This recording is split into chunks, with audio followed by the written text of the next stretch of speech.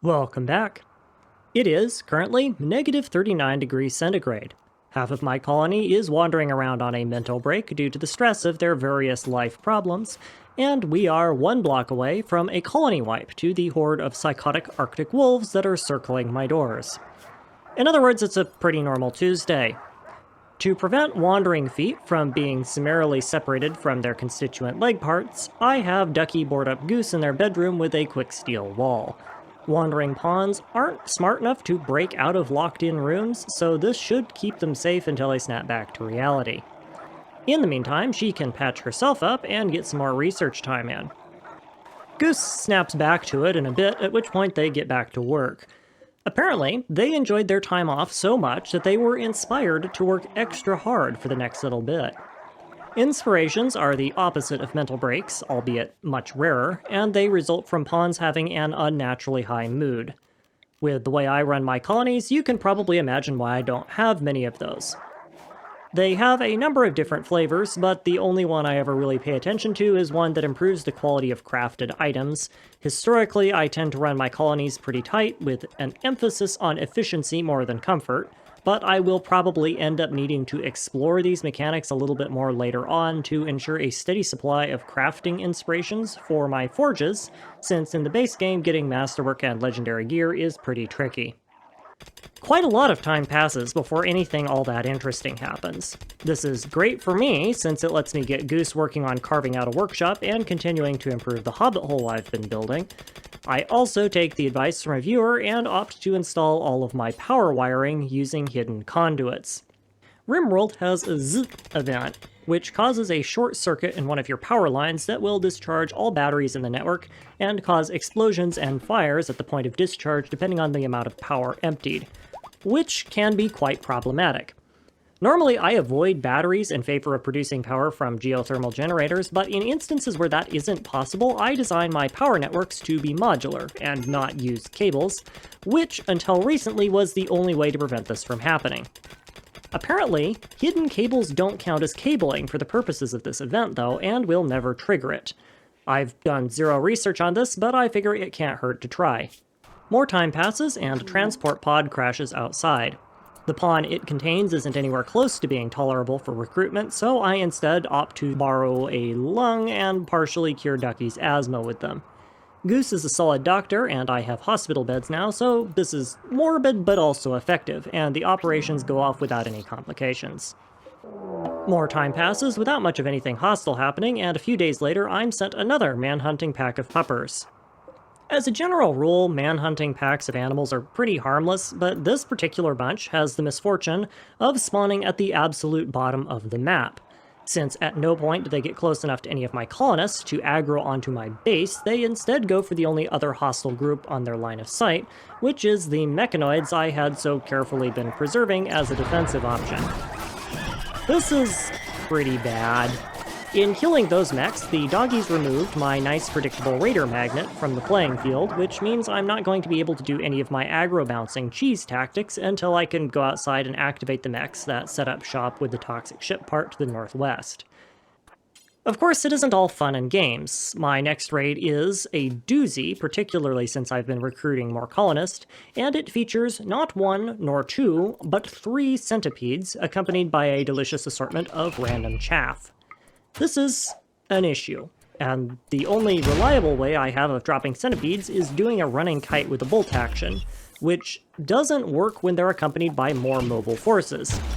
Despite this, I feel pretty optimistic about my chances. I have 2 solid, stable colonists, EMPs, grenades, and a bunch of sacrificial turrets, so let's see how it plays out. As it turns out, pretty darn well. Grenades have a lot of glaring weaknesses, but their ability to handle stationary grouped-up mechanoids is not one of them, and being able to field a set in this situation dramatically increases my DPS output to the point that even the centipedes aren't enough to turn the tide in the mechanoids' favor. Once mechanoids target a hostile entity that has damaged them, be it turret, pawn, or animal, they tend to not change their focus, even when damaged by other sources. That fact, which is actually more of a probability, combined with carefully managing when my turrets fire to steal aggro and interrupt walking animations in ideal spots, lets me clump all the centipedes together enough to exploit the area of effect inherent to frag and EMP grenades, and the whole raid goes down at the cost of a single mini turret and a few chunks of wall. A few more days go by, and I'm nearly finished rotating all of my production machinery inside of my base, when what should hopefully be the last problematic siege attempt pops, forcing me to make a choice. I'm at a point where turtling up and forcing an engagement is a valid option. The only non-movable assets worth more than a few bricks are my nutrient paste dispenser and comms console, and most of what else remains is entirely sacrificial by design or is trivially cheap. Alternatively, I can deploy a sniper team to whittle down the raiders before they engage me directly, which has the potential of dramatically minimizing damage to the turret infrastructure if I do it correctly. I opt to go with the sniper team approach, mostly because I don't really trust my turrets to be able to handle armored or pharma-up units. I would much rather have Goose outside sniping before the engagement begins to bleed as many of the pawns as I can before they hit my turret lines. This seems to have been the right idea, and I'm able to put at least one debilitating wound on just about every single sieger in the group before they get fed up with my shenanigans and start assaulting the base directly. As predicted, the largest threat is the armored-up, chemmed-up nutjobs that charge the turrets directly, but 11 mini-turrets plus Ducky and all of the damage I was able to do to their numbers beforehand soon causes them to break anyway, and they head off before getting into a hardened enough position to present much of a threat. Once Goose is done celebrating his basically flawless victory by wandering around and acting like a massive loser, I put him back to work cleaning up the mess the siegers left behind and tallying my loot. In addition to the usual mess of siege equipment, I was able to snag some useful gear from the raiders, including an assault rifle, which is fantastic, an LMG, which is not great but can do in a pinch, and some armor and utility items. Most importantly, I managed to snag a psychic foil helmet and 2 prisoners. One of the prisoners is so terrible that they're going to be immediately recruited, turned into lungs, and banished, but the other is decent enough that I'm okay with adding them to the colony.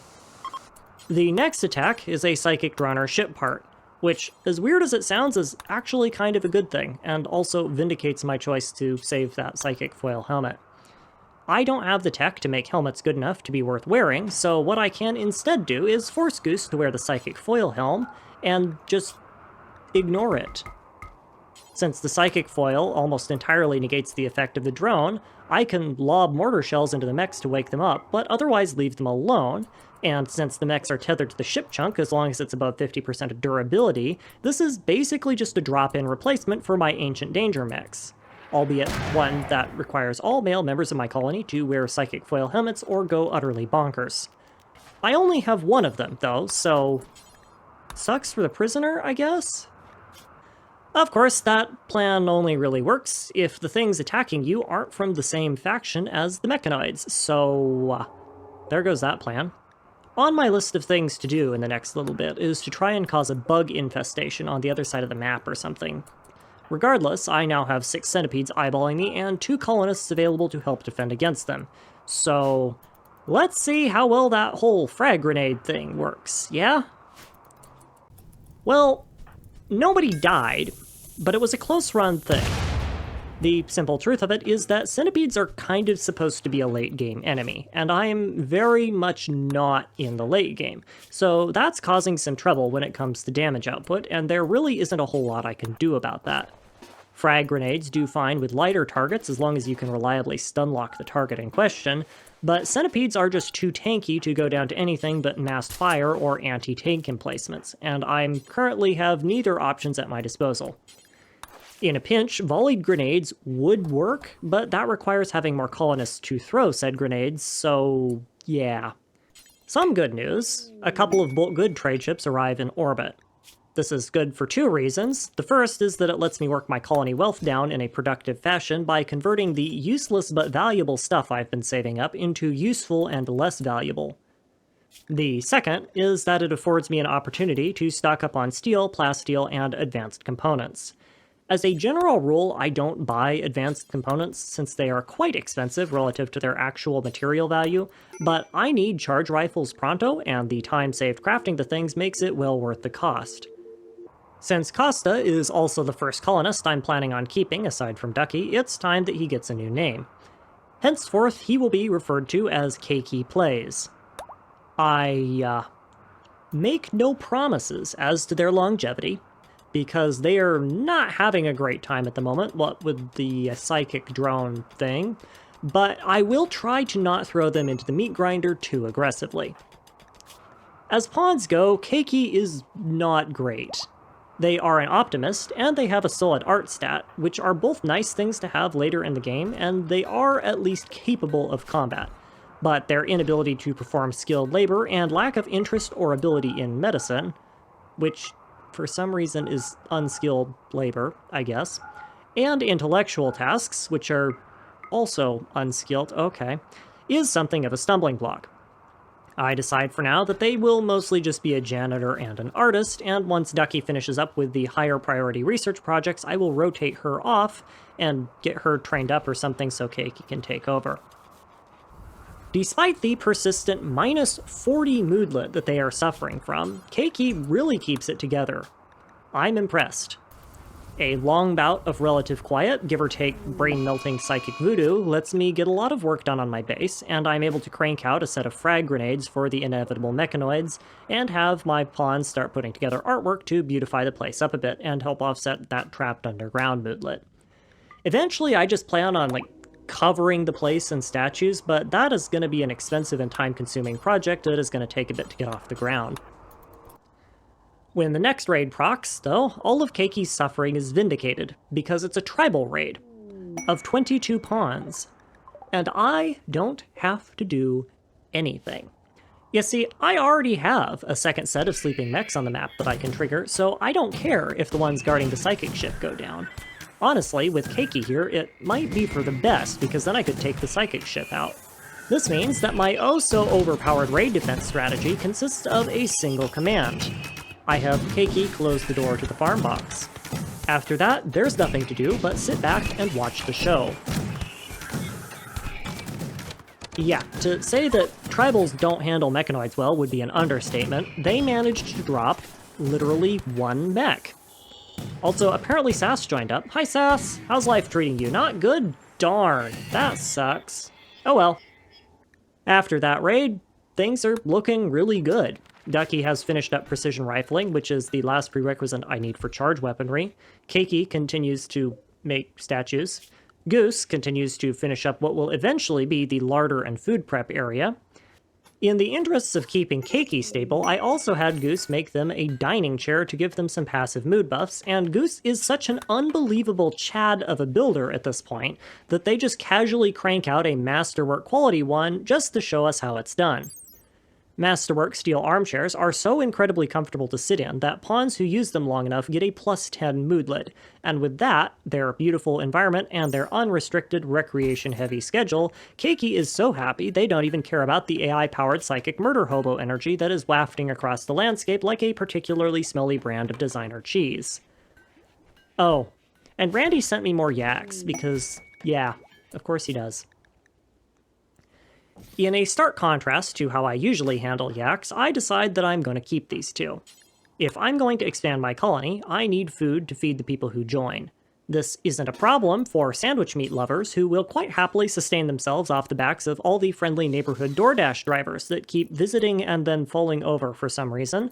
But for everyone else, food is a bit tricky. I could grow crops using hydroponics, but that requires mountains of steel, energy, and components, plant tending time, and a heated area for them to grow, which will either open me up to insect attacks if it's under a mountain, or expose a very expensive mortar bombardment target if it isn't. For that reason, plant growing is pretty much out of the question until I'm able to fully lock down all land on my current tile, or am just so rich that I don't care about the losses.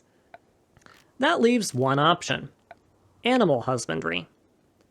A bit of history, animal husbandry used to be really bad. Like, really, really bad. To the point where I never bothered with it past my first run, except in meme runs where I did things like defend myself using hordes of chickens.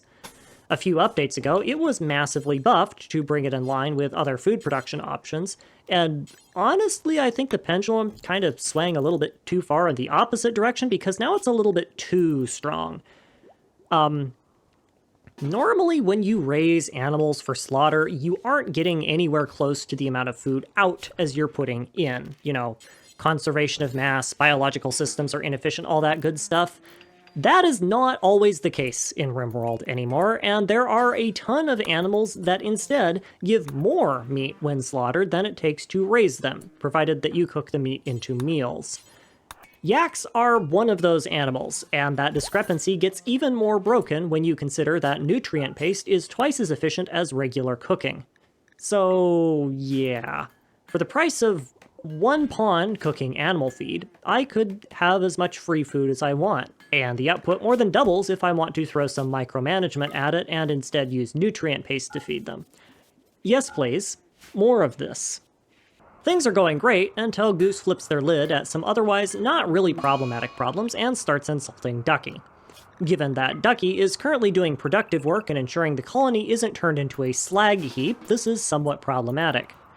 Normally, you can redirect a pawn with a mental break that is insulting someone by making their target go to sleep, but everyone is so well rested that I can't pull this off, so people are just going to have to deal with Goose's temper tantrum. This actually sucks a lot because Goose and Ducky still have not shacked up yet, and with male colonists of a much more appropriate age coming in, the odds of that happening are lowering significantly. My next raid hits before Ducky can finish up the second charge rifle, and it's mechanoids, so no cheese for me.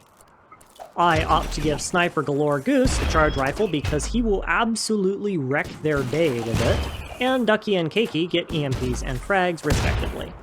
Despite the raid being a huge bunch of Scythers with very few ranged units, I feel pretty optimistic, because as long as Ducky can hit her EMPs, we should be able to burn the Scythers down pretty quickly. Even with low lighting, dense snow, and the fact that I swapped the sets of grenades on Ducky and Cakey and didn't realize it, Goose absolutely shreds, and having a third pawn to huck frags massively helps out. The whole raid is eliminated with no injuries, and only 2 turrets destroyed, which means, in terms of steel, I basically came out even here. Randy's next pawn offering is an undergrounder pawn with solid mining and construction stats, and a strong passion for digging. Yes, please. The inability to haul or clean is deeply annoying, but you aren't going to be doing anything other than mine in the late game anyway, so that's fine. You get to be called Parker Chaney.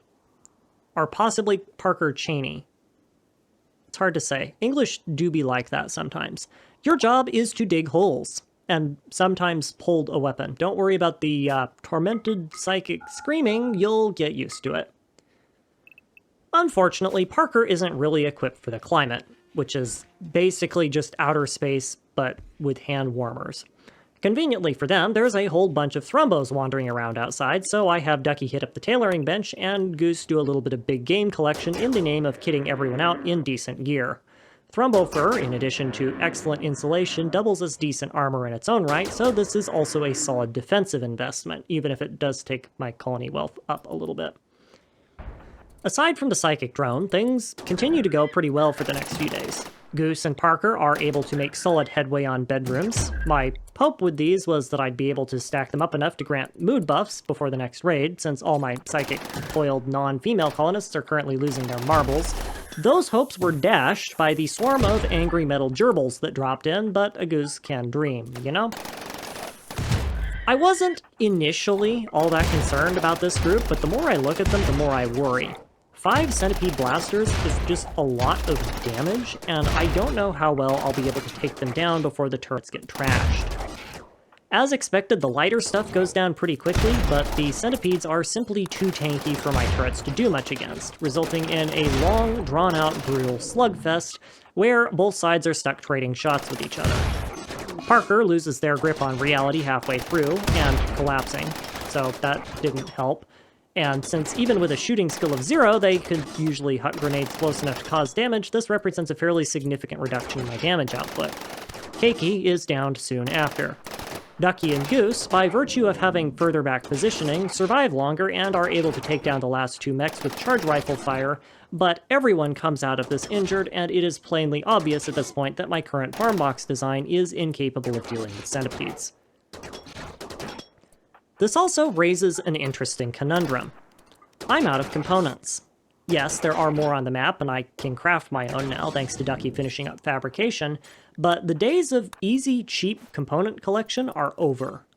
I can purchase some from this orbital trader, alongside a textbook that will improve my shooting skills, but the fact remains, the last raid did enough damage that I wasn't able to repair it before the next raid, and that is not good.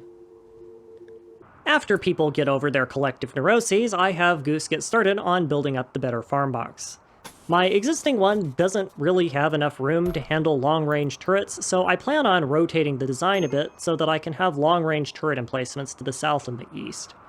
This layout will let me deploy a bunch of tanky chaff turrets that should hopefully monopolize raiders or mechanoids' attention, and keep them from firing on my colonists and the more expensive emplacements. The first step to this is putting in a giant wall around the box with 2 different access points. I don't have the resources to make better turrets, which means centipedes still present a massive security risk, seeing as I can't really kill them all that quickly. But if you can't fight them, cheese them. By giving hostile pawns 2 paths of entry to the farm box, I'm able to do an aggro switching mechanic similar to how I bait humanoid raiders into attacking mech emplacements. Though, this time, I'm just rotating a pawn between 2 very long paths. Unless the raiding party is a sapper team, this will let me bounce them around the map for basically an unlimited amount of time, as long as I'm willing to micromanage. It also lets me delay or separate multi-group raid parties or filter out different kinds of mechanoids that would warrant different kinds of responses. So if I had a mixed raid, I could, say, allow scythers and lancers to enter and eliminate them with grenades, and then switch over to tank-busting gear before the centipedes come in. It isn't a 100% for sure thing, and pawns tend to separate out after a while, especially if they're damaged, but I will take any advantage that I can. Oh look! A chance to test it out. Well, not really. There's no centipedes in this group, so I expect it to be a cakewalk, but it doesn't pay to be incautious. Battle stations, everyone! Yep, not a problem at all. Once I get around to slicing up the mechs, I will actually be net steel positive for this raid, and I probably didn't even need to use the turrets at all here. Oh, Randy. You charming, charming man. Yeah, I can't be bothered. No thanks. I'm just gonna write it out. Have fun with the pet mechanoids. Yeah, about that. Fire is not a great way of dealing with mechs. Just saying. These longer raids let my psychic ship part really shine. In addition to mechanoids being an amazing damage sponge, especially if the raiders keep using incendiaries, the psychic drone is putting in some serious work here. My pawns may not be super happy, but they have a beautiful environment, good beds, and comfortable workspaces to help offset that nasty mood debuff. The raiders have none of that. Even with incredibly low expectation, the moodlets start piling up, and since they aren't in a colony, their only mental break option tends to send them into berserk rages, where they are then shot by their allies. Or sometimes they just straight up desert, like this one did. This is great. Though it is a pity that it makes all my colonists crazy. Soon after, the raiders decide that they've had enough and predictably are then mopped up by the now 2 active mechanoid ship parts, because some clumsy nitwit tripped over the scyther and woke the rest of them up. This entire siege resulted in some scuffed paint on my walls. Seriously. They didn't break a single thing. That said, they do a fair bit of damage to my pet mechs, so I don't really think I can trust the mechs to handle my next raid, but that's fine because the psychic drone was getting to be a little bit much anyway. The one downside of this strategy is that having active mechanoids at all available entry points on the map tends to make pawn recruitment and trade caravans pretty, sus. Squirt here could have just as easily shown up right next to a scyther and set a world record for shortest time as a full colony member, but thankfully Squirt was smart and opted to not do that. I have in the past had trader caravans who were not so intelligent. Since he's pretty decent stat-wise, I decide to keep him and name him Whoosh. Welcome to the colony, Whoosh. Don't mind the screaming brain demons, we all have them here. Except Ducky, because she's special. Conveniently for me, a bulk goods trader happens to have a second foil helmet for sale that I can purchase by trading out some thrombo fur. Since I happen to have a bit of thrombo fur on the hoof right outside my dolls, this is an excellent deal, and I give it to Parker, who is currently my most useful pawn that still has to worry about droning. More time, more construction, and more bedrooms later, and things are starting to shape up again. As long as I'm not expecting them to actually do anything, my colonists are pretty stable now. Well, mostly stable. Sometimes. It's a work in progress. So, farm boxes. How do? It's almost never worth fighting manhunting animals, and I keep a very tight rein over when and where insect hives can spawn, so that leaves two hostile enemy categories that I need to design around: humanoid pawns and mechanoids. Humanoid raids are almost always easier to take out with a hot box than a turret box, so the end result is that my farming strategy usually involves both a heat component for handling humanoids and a turret component intended for mechs. Though, admittedly, once you slam down enough turrets, humans don't tend to stand much of a chance either.